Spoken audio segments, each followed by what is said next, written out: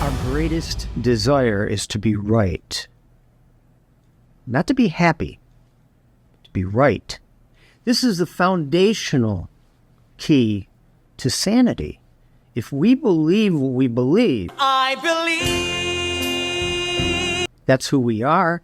That covers everything else that we think about the world, because we're the foundational context by which we define anything. Take, for example, deer, because we have deer on the island. My wife's a gardener.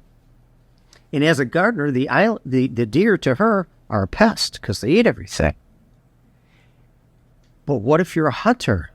Then the deer is wild game. And what if you're an animal lover? Then the deer is Bambi. Now, it's still a deer. That didn't change. But how you see yourself defined how you see something else. And you're right. But you will defend that. My wife, if they bring up deer or someone says, I'm feeding the deer, which is illegal on the island, my wife would say, don't feed them, please. We've got too many deer. And she's right.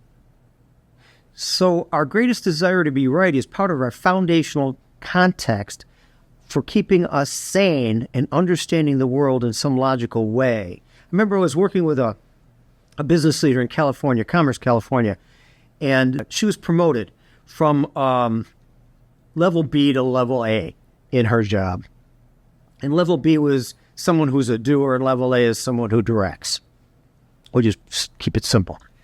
And the people that were doers doing her job, her former job, were leaving her team in droves because they couldn't stand her.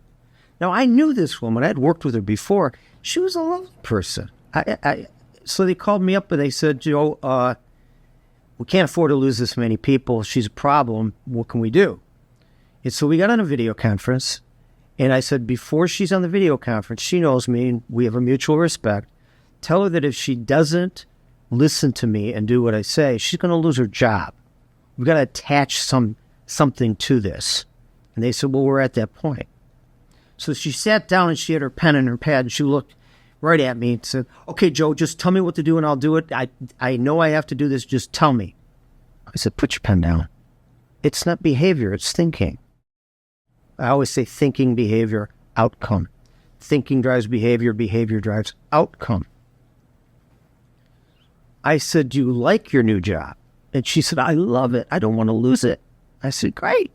Now, you were the best they had at your level B position as a doer and a subject matter expert. But that's not your job anymore.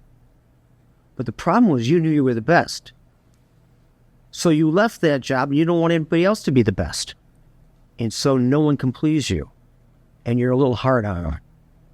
Instead of helping them learn to be better, even if it's only a shade of what you could do, it's better.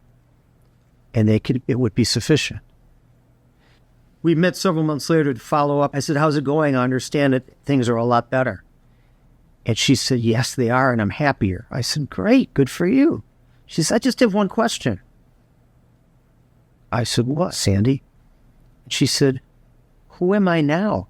And I thought that was a brilliant question because she was transitioning in her self-identity and trying to figure out how to be rather than act in the manner that she needed to be for the new job that she had.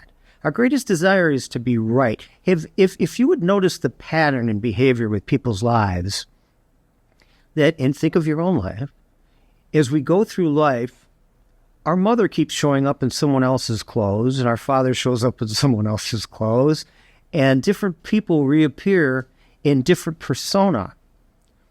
Because in that dyad of that communication with that person, we're recreating past relationships, and they're taking them on to the degree they need to in order for that relationship to be the same.